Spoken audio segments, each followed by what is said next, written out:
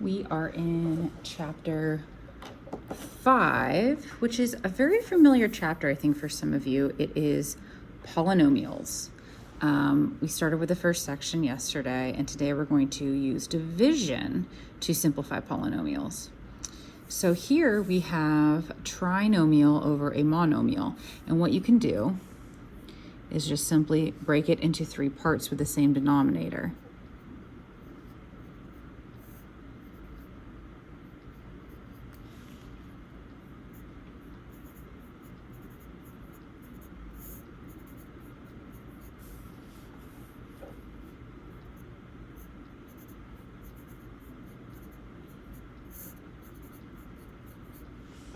Okay, and this will reduce. 6 divided by 3 is 2. If I have 4 x's on top and 1 on the bottom, then I'm left with 3, 2 for y. Same thing here. And a negative 6. The why is that we shouldn't ever use the word cancel. They simplify to 1, but you don't need to write it. If you want to put 1, you can, but it's not necessary. Okay, with this method, I want you to use the you try, pause the video, and check your answer.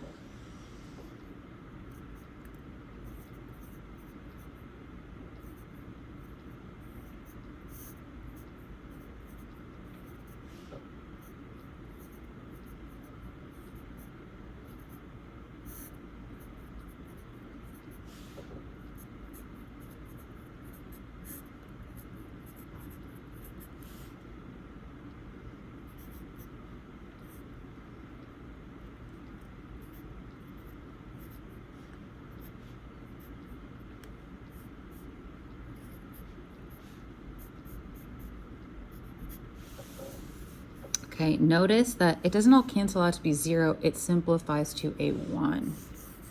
Okay, so this was just simplifying terms. What if we actually need division of multiple monomials or polynomials divided by a polynomial? Well, the division of polynomials, we're gonna have to use long division. So let's go back to about, 2nd or 3rd grade. We were given 225 is divided by 5. Your teacher would say, can 5 go into 2? And the whole class go, no. And you'd say, okay, can 5 go into 22? You'd say, yes. And the teacher would ask, how many times can 5 go into 22? And you'd say 4. Some kids might say 5, and the teacher would say, well, that'd be too big, that'd be 25. So it has to be 4. What would happen then? You would go ahead and take that number and multiply by 5 to get 20. When you subtract 2, you're gonna bring down 5. All right, how many times can 5 go into 25? 5 times. 5 times 5 is 25. You have a 0 remaining. So notice you pick your number and then you multiply to get your leftovers. Same thing's gonna happen here. X minus 5.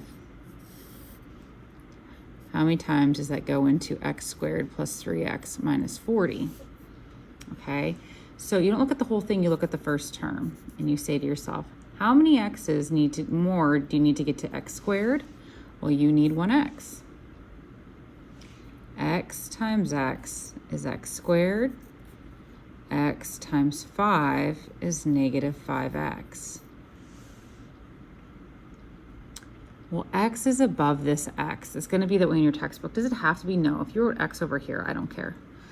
They just, for orderliness. Now, when you subtract like we did previously, make sure you put parentheses around both so you realize that you need to distribute this negative to both terms. You're going to be left with 8x minus 40.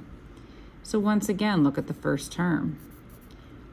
X times what gives me 8x? You're going to need a positive 8. Go back and distribute 8 to both terms. You're going to get 8x minus 40. You're going to get 0. So your answer is x plus 8. Why do we like division? Because it's a form of factoring in a sense. And why are we like to factor? So we can find our zeros or our solutions. The beauty of math is you can check your work. Does x plus 8 times x minus 5 give us our original polynomial? It does. Okay. Now I want you to try the second one. So pause the video, try it on your own, and when you're ready to check, come back and look.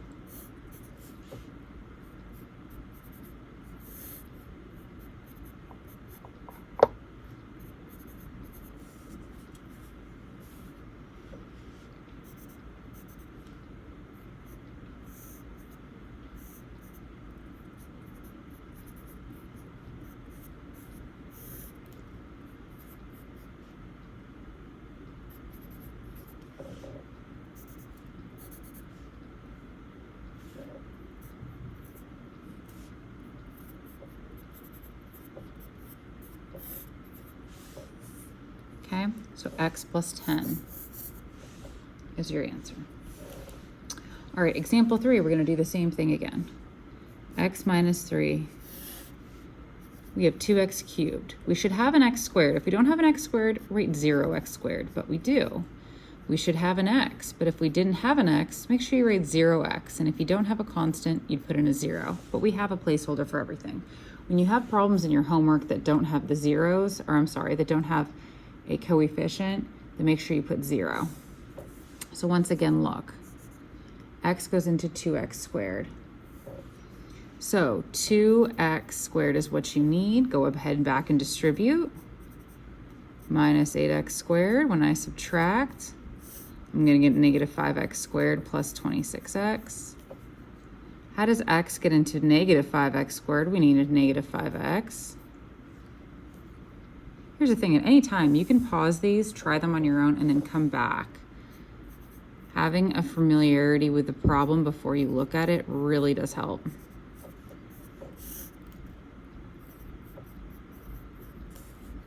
How do you get to 6x from x? You need a 6.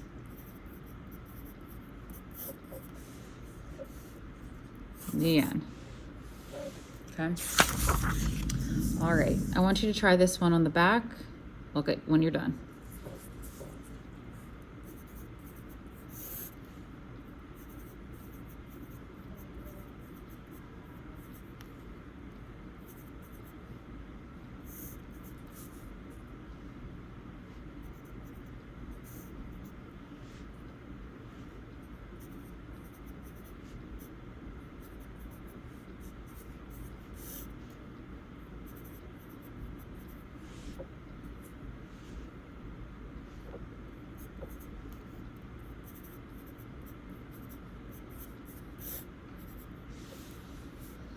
So here we have a remainder of 21. Well, we're not in second grade. We're not going to write R21. No. Our answer is 6a plus 6 plus a 21 that still needs to be divided by 3a minus 2. Sorry, my pencil keeps hitting this. All right. So you have to leave it in this form. If there's a remainder, then this wasn't a factor. It's kind of like, is 10 a factor of 30? Yes, because there isn't a remainder. Would 9 be a factor of 30? No, because 9 goes into 30. 3 times would be a remainder. All right, the next problem. A negative first and a positive first are different. They wouldn't be on the same level. This would be rewritten as a squared plus 7a minus 11, and that negative would go to the denominator. Does that make sense? All right, so we could rewrite it as, I don't like 3 minus a. How about negative a plus 3? A squared plus 7a minus 11. So a negative a times what equals a squared and negative a. So you go back and get a squared minus 3a, subtract that quantity, and you're going to get 10a minus 11. Okay? Negative a to 10 is going to be negative 10 being multiplied to get positive 10a minus 30. When I subtract that quantity, you're going to get 19. So negative a minus 10 is your answer. So it's not C, it's not A, and you need a positive 19 over 3 minus A. That's it. All right, try the next one on your own.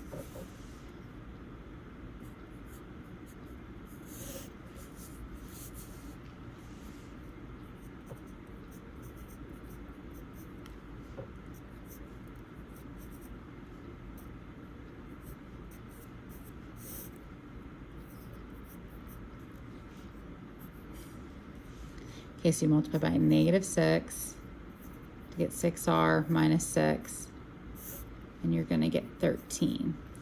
So your answer is not B, not D. You're going to get a negative r, so your answer is A. And that's it. Make sure you check to see what your book work is. And some of you are doing synthetic division immediately next, and some of you doing it the next day.